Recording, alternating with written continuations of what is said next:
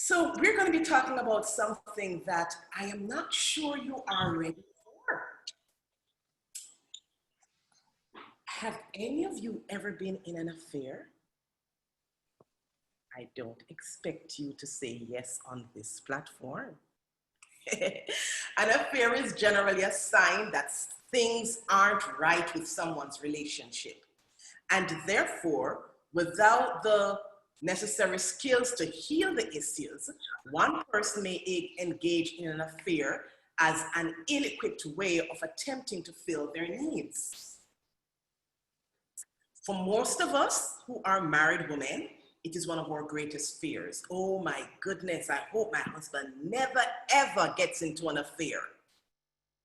And for others of us, it's our darkest secret. I hope no one ever finds out that I have had an affair. Now I'm going to lean right in because I have a confession to make. My husband is gone inside. I have a confession to make, and I know everybody's ears is perked up now and everyone is glued to their screen. I had an affair. And it was so good that I gave up my old lover for my new lover. And I have made a commitment to the person who I have had this affair with. And why am I sharing that with you this morning? Because I know many of you are in the same position. You are tired of being made promises. You're tired of waiting. You're tired of regrets, and you want new opportunities, and you want to have an affair. And let me tell you this morning, I am giving you permission. But before you hang up on me, before you call the pastor and the president and hang up on me and curse Sister Faith out, let me tell you who I'm having this affair with. I'm in love with now.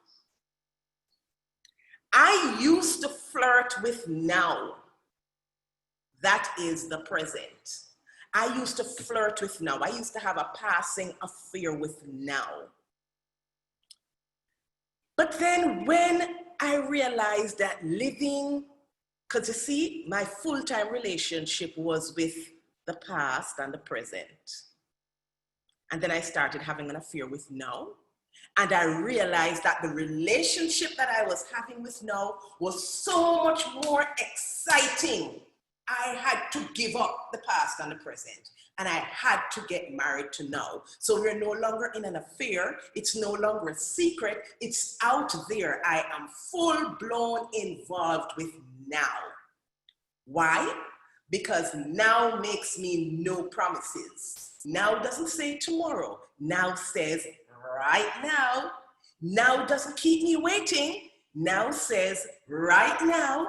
Now offers me very few regrets and loads of opportunities.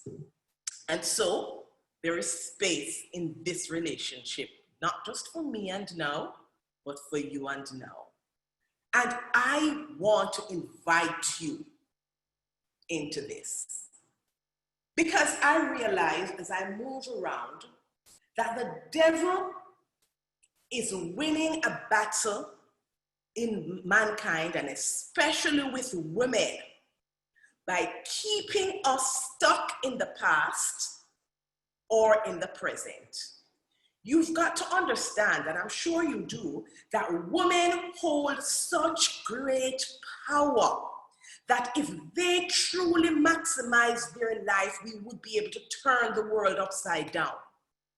Can you imagine if we as women who are absolutely so caring, who give so much of ourselves, who is so selfless, who live from our hearts, who give from our feelings, if we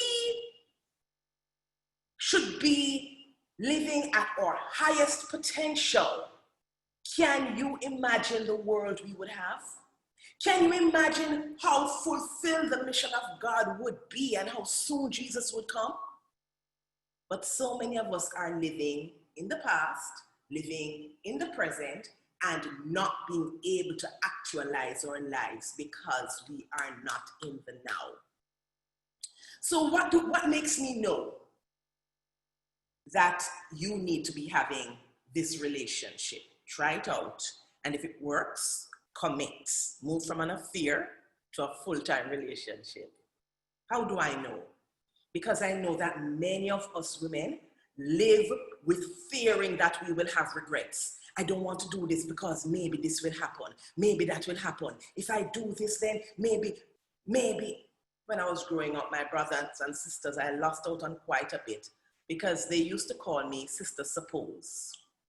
Because everything they came up with, let's go for a bicycle ride. Suppose I fall. Let's climb the tree. Suppose there's a lizard in there. Let's do. And so after a while, they stopped trying to bring me into what they were playing. Even hide and seek, I was afraid to play because suppose I frighten you and you have a heart attack. Living with the fear of regrets. So instead of doing the stuff, you held back. Or maybe you find that your days seem to have wings and fly when you're not looking. Time just escapes from you. Or you worry that life sometimes is just too good to be true. When things are going so well for you, you're looking over your shoulders. No man, this is too good. I wonder what bad is going to happen. Is there anyone out there who's ever had that experience? No? Zambian women don't have that problem, do they? Or maybe your tomorrow file is so full with things that you could do today. If by chance any of those situations are true for you, I want to introduce you to this new fellow that I found now. Do you know how I fell in love? I fell in love with now from several scenarios. One was, I love looking at pictures. I don't know how many of you like taking pictures, but I love looking at pictures. I love taking pictures, I love being taken, and I love looking at pictures. And I will look on the same picture over and over. I see Irene nodding, so I've got company. I look on the same pictures over and over, and I'm almost reliving what happened during that time. But what I found happening to me was that as I looked on the pictures, I could feel an emptiness that I was feeling when the picture was taken. Either at that time I was, boy, my hair not fixed properly. I feel fat in this picture. Or you feel resentful about the person you're standing beside, or you want to stop taking pictures now and go and do something else, or you're hungry, or something. But you look back at the pictures, or I have looked back on many of my pictures and felt a feeling of dissatisfaction and unhappiness and uneasiness, insufficiency that occurred in that moment. Not when I'm looking on it, but I'm remembering how I felt in the picture. And I realized, and I said to myself, but you don't look so bad, Patrice. Your hair not so bad. And the time passed. And I said, I want to be able to look back at my pictures and see joy, see fun, see satisfaction, see myself enjoying the moment. Too much time has been wasted with me being in not a nice place, all because I was thinking my mind was somewhere else, not where I was in that picture. Another thing that lent me to falling in love with now was the tale of my two grandmothers. My maternal grandmother, Hilda, she died when she was 78 years old. I was much younger. She made life for us. I was living in Jamaica at the time, and so she was living in Jamaica too. So all our holidays and special events were spent. And you grandmothers, how you like to spoil your granddaughters, not to mention when you're the first one. And I was the first grandchild. So I had lots of beautiful memories with my grandmother. I know that there were certain glasses and plates and linen and curtains and things that were only used on special occasion. And for the rest of the year, you know, you use the regular stuff. My grandmother died suddenly. She was ill for probably just about 2 months. And she died. When she died, no one was ready for her to go. We weren't ready. We weren't expecting it. We weren't ready for her to go. And so in an effort to hold on to our grieving, and I so appreciated that session that was done on grief. In holding on to our grieving, I guess we got into complicated grief because we couldn't touch anything in her room. We couldn't touch anything in the buffet. We left the kitchen just the same way because we felt like if we were taking things down now, it would be as if we were pushing her out of her space. And so we left everything there for over 2 years. Friends, when we got back and we finally decided it was time to, you know, take what we want for keepsake and fix the place up, the roaches and the rats took care of most of the stuff. All those fine glasses and china that we thought, okay, let's distribute them about us. Oh, people had them outside. Some of them were thrown out. They were using them with little dignity. And we had to light a big bonfire to get rid of all that stuff. On the other hand, Rhoda, my paternal grandmother, she died at 108. And maybe because she had so much more time, she got a little bit more awareness as to how to deal with things. Rhoda lived her life full, just like Hilda did. But Rhoda lived more in the moment. And Rhoda used everything and she gave us everything and she had nothing put up for any time special. When Rhoda died, there was just a little pile of stuff that needed to have been gotten rid of because Rhoda got rid of all her stuff because she was living in the day. She had found now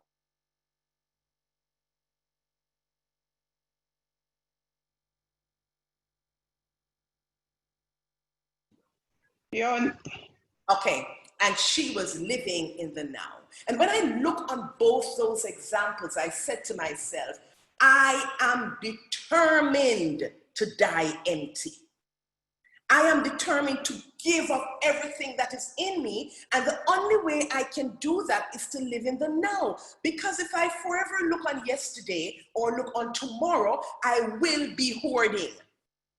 I will be holding on to experiences, life, relationships, thoughts, impressions. I'll be holding on to those things now and not living. James chapter 4, verse 14 puts it this way. Come now, you who say today or tomorrow we will go into such and such a town and spend a year there and trade and make a profit, yet you do not know what tomorrow will bring. What is your life? For you are a mist that appears for a little time and then vanishes. Isaiah says, do not be afraid. I am with you. I am your God. Let nothing terrify you. I will make you strong and help you. I will protect you and save you. So if we're listening to what we believe in, then there is no need to live to worry about tomorrow or have regrets about yesterday. Eckhart Tolle says, to most people, the present moment almost doesn't exist because they are really interested in the next moment or the one after that. So they live always towards the future. They live towards the next moment, and unconsciously, they regard the next moment, the next point in the future that they want to get to, as more important than the present, not realizing that the future moment that they so desperately want to get to will evade them. Your life consists entirely of now. When you think about the past, you can only think about it in now. And when you think about the future, you can only think about it now. So now is all you have. There's a beautiful song that we sing so often. I don't know about tomorrow. I just live for day to day. That should be your plan. I don't borrow from its sunshine, for its skies may turn to gray. I don't worry o'er the future, for I know what Jesus said. And today I'll walk beside him, for he knows what lies ahead. Many things about tomorrow I don't seem to understand, but I know who holds tomorrow, and I know who holds my hand, so I can live today. And if no one else has learned that lesson, anybody who is living through COVID should learn that lesson. How many times did you put off going to see your family and friends and now you're locked inside? How many times did you put off wearing those nice shoes and nice dresses and now they're locked in the closet, and by the time you get back to them, they probably can't fit? You gotta live in the now. The past enslaves us and leads to depression. When we look back on the past and the things that we regret most times, we're depressed. The future keeps you drooling, wanting, hoping, or fearing, and makes us anxious. But the present invites you with no threats, no promises, just opportunities for now.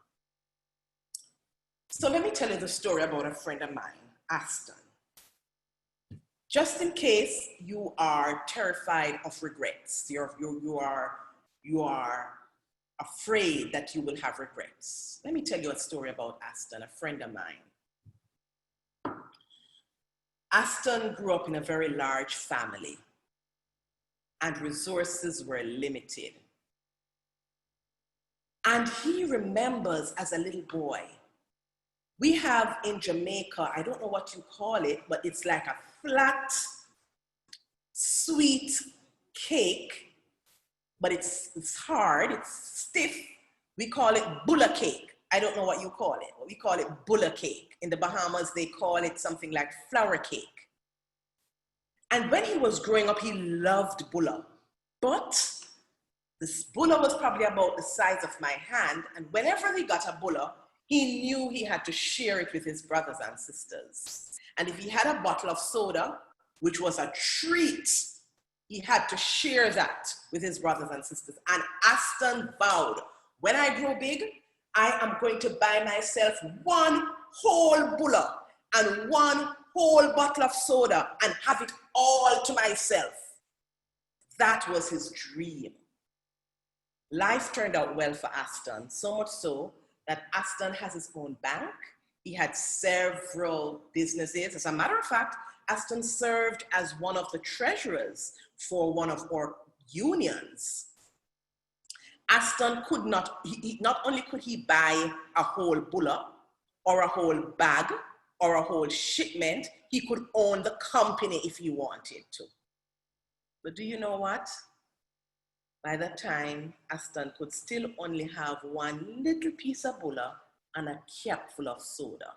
Why? Because Aston was diabetic.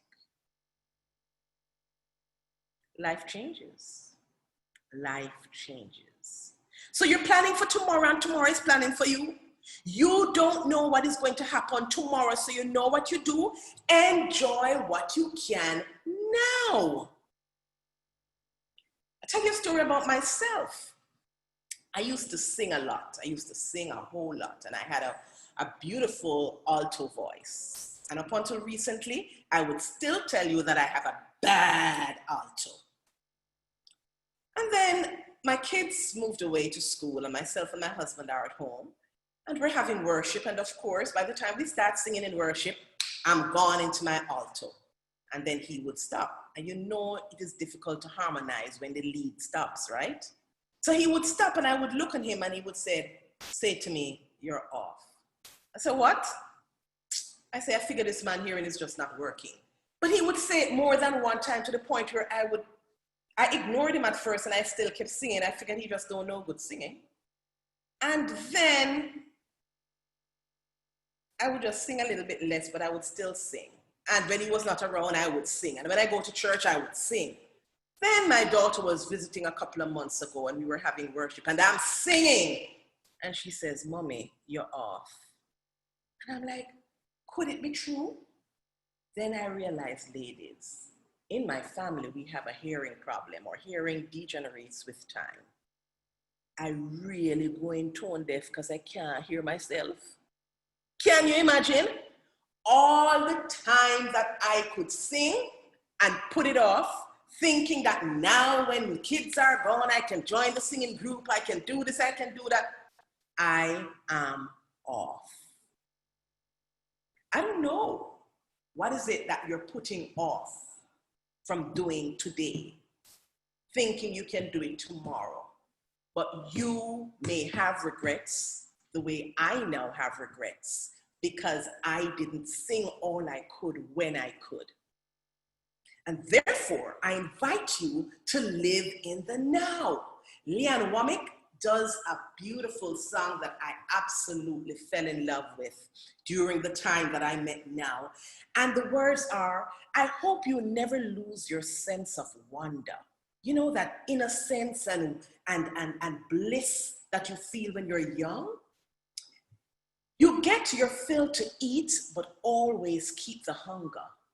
May you never take one single breath for granted. God forbid love ever leaves you empty-handed. I hope you still feel small when you stand beside the ocean.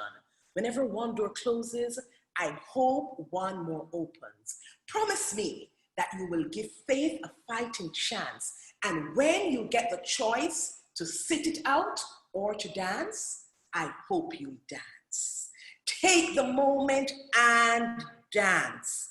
Dance, dance, dance. Live, sing, eat, hug, kiss. Take the moment and do it then, right then, so you won't have any regrets. Another reason why I want you to fall in love with Now is that maybe you see that life is flying away and you don't realize it. One of the reasons for this, especially us women, is because we love to do what I call multitasking.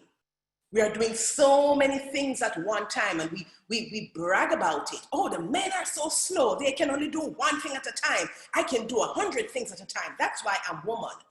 But I want you to know, sisters, that multitasking is a fallacy. If indeed you're doing 10 things at one time, you're doing each of them 1/10.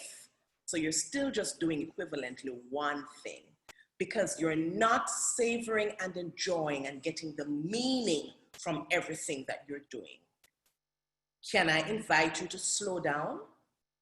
I know many of you got ready this morning, and while you were listening to something, you were lotioning your legs and fixing your dress. And if I stop and ask you, how did your legs feel when you lotioned them this morning?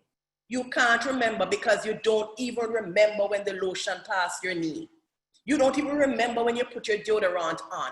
You don't even remember how it felt when you lathered up. But guess what? You bathe, you eat, you brush your teeth, you spoke to the kids, you had worship, you did all of that, but you can't savor or remember the details of most of what you did. If you're going to be truly in love with Now and get the most out of life, you've got to be present. Make what you are currently doing count. Carefully examine your current actions that contribute to your purpose. Everything that you are doing now, just the way you're sitting, just the way you're listening, counts now. And therefore you will be able to look back and feel more because you are present in the moment. When you're talking to your friend next time, give her your undivided attention. Notice if her eyes are dancing.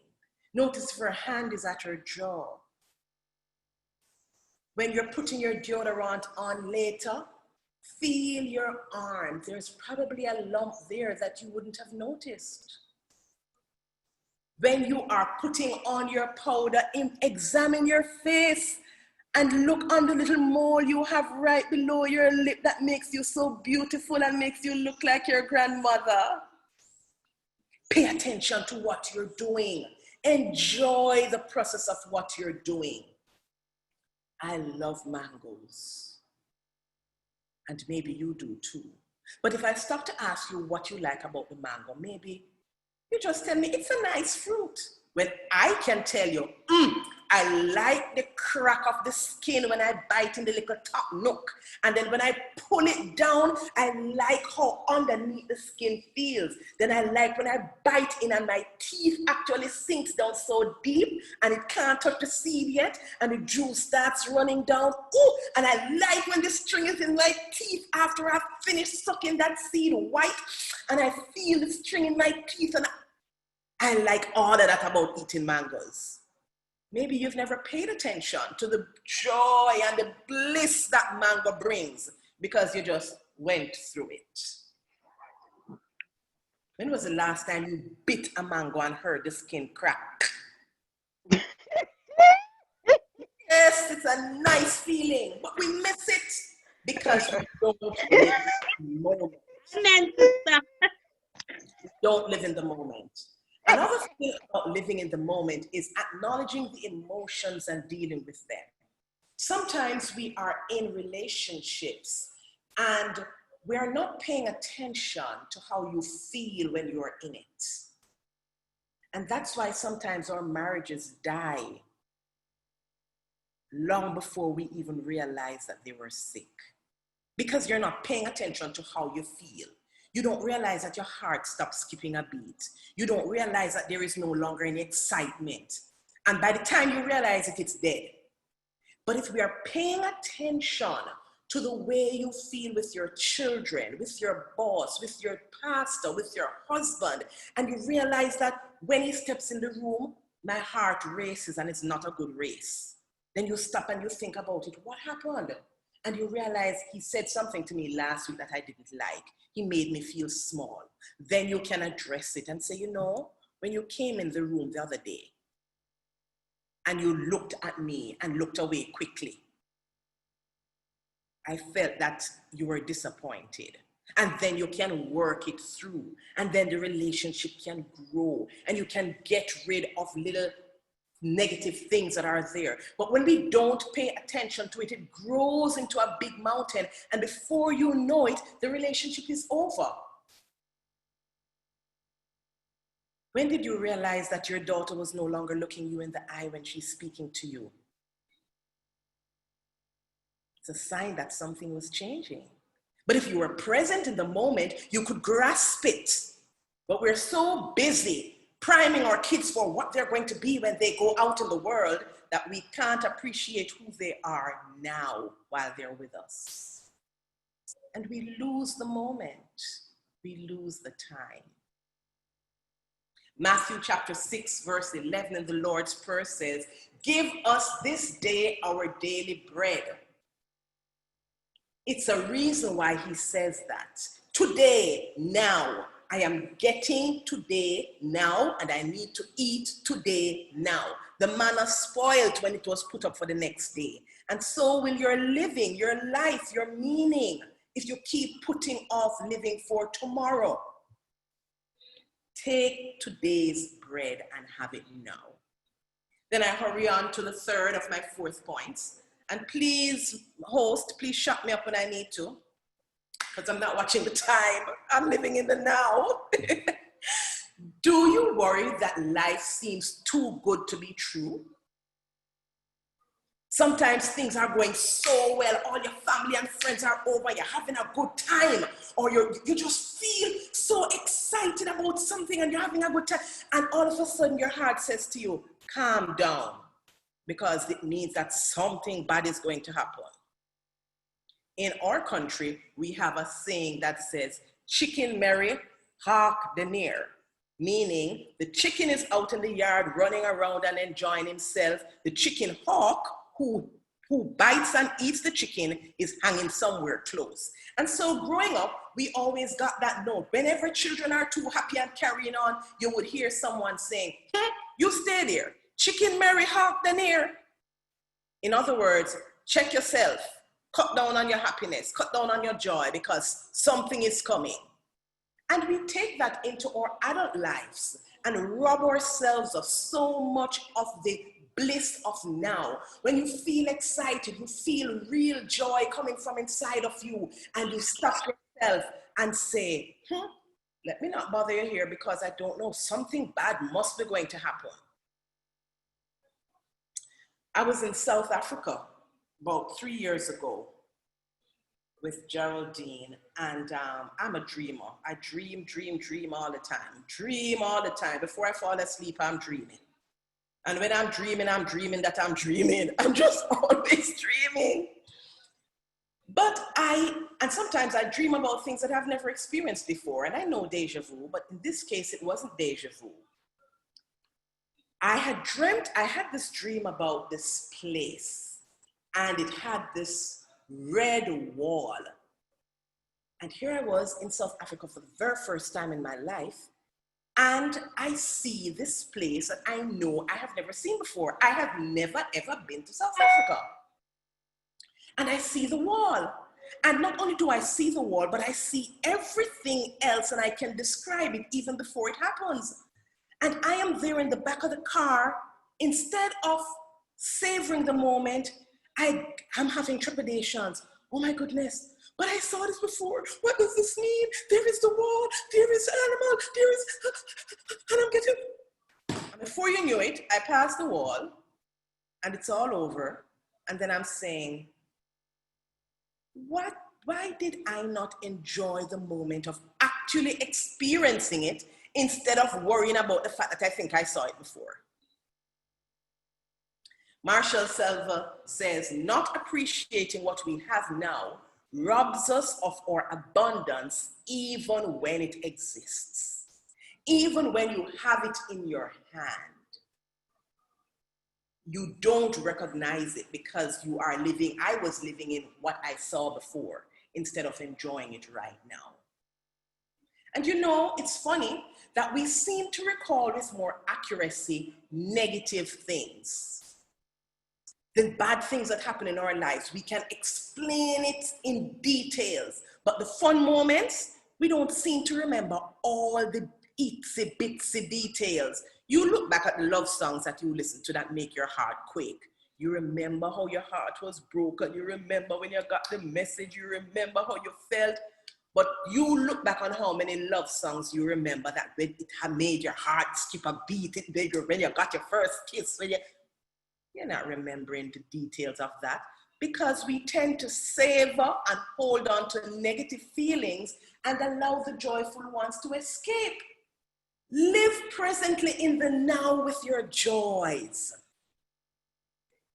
Give gratitude in the moment for the things that you're enjoying. Stop and thank God for what you're experiencing. Stop and tell your children how great it is to be sitting at the table and eating with them. Stop and tell your spouse how nice it is that he's putting his foot in your lap right now and you enjoy just sitting there. Stop and enjoy the little things in the moment. Snug against your husband and smell behind his ears and take it all in. Yes. Enjoy the moment. You will remember the day when he didn't bathe. But I bet you don't remember the day when he put on a nice cologne. Enjoy the moments. Savor it.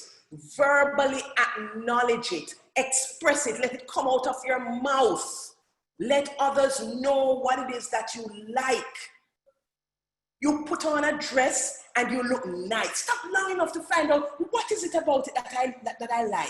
Oh, I like how it hugs my waist. I like how it falls right below my knee, right on my calf. It looks really nice. Oh, I like how the shoes feels. It makes me feel sexy, but it's comfortable.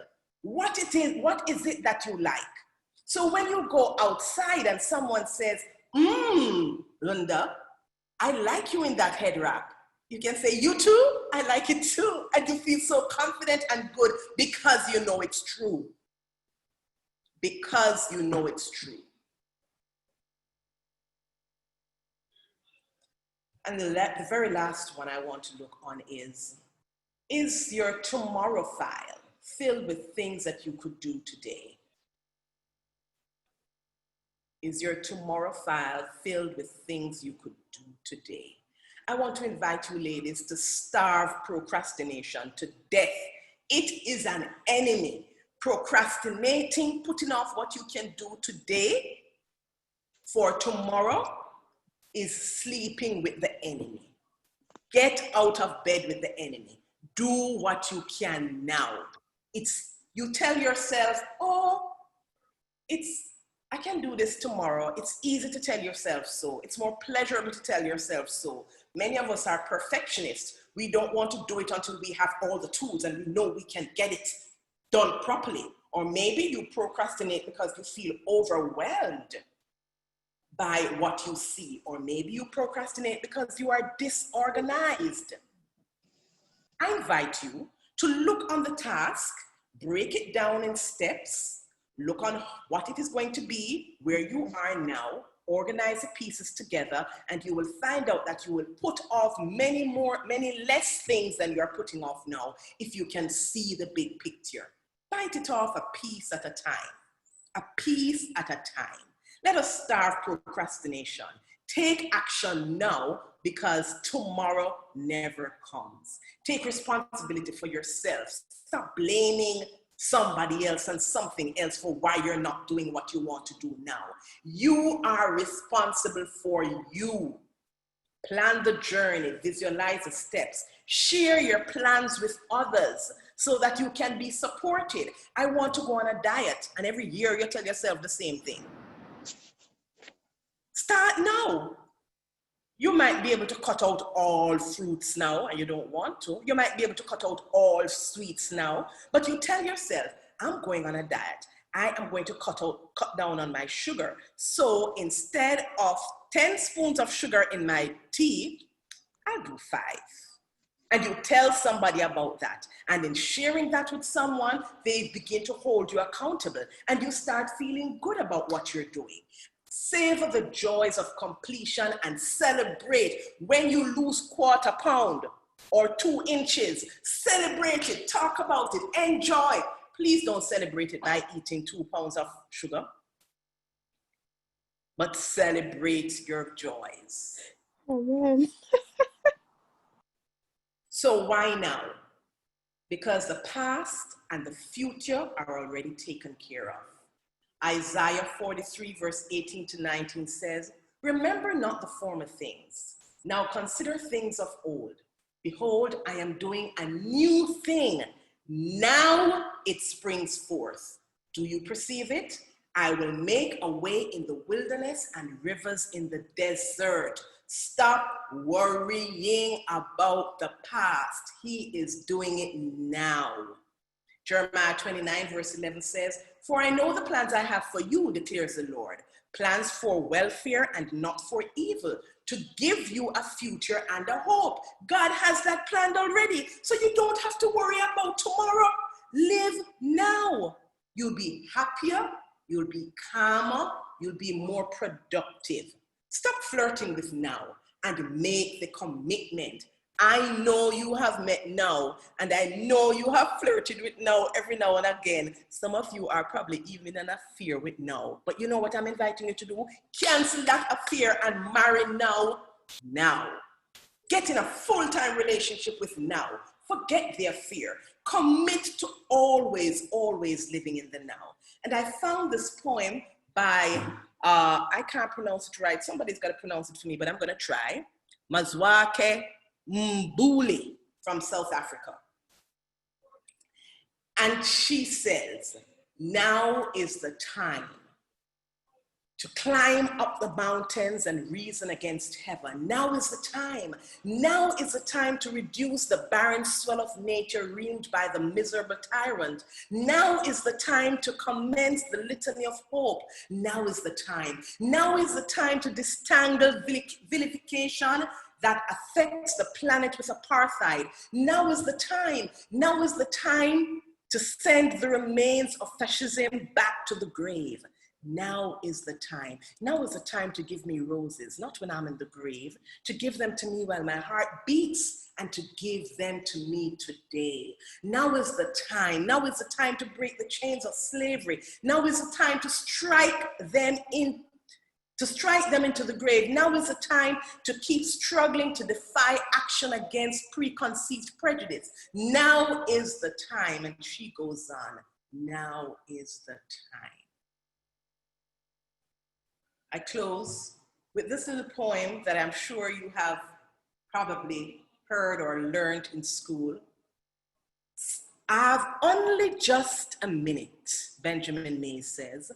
Only 60 seconds in it, forced upon me, can't refuse it. Didn't seek it, didn't choose it, but it's up to me to use it. I must suffer if I lose it, give an account if I abuse it. Just a tiny little minute, but eternity is in it. Yesterday was now yesterday. Tomorrow will be now tomorrow. Today is now. Now is all you have. And when people get married, they very often in my culture get a ring to talk about their commitment. I have a watch to say I am married to now. Do you see? All that's on my watch is now. So what will you do? Will you keep having an affair with now? Will you keep flirting with now? Or will you commit to now? God gives you today. Give him back today by living today. God bless you, ladies.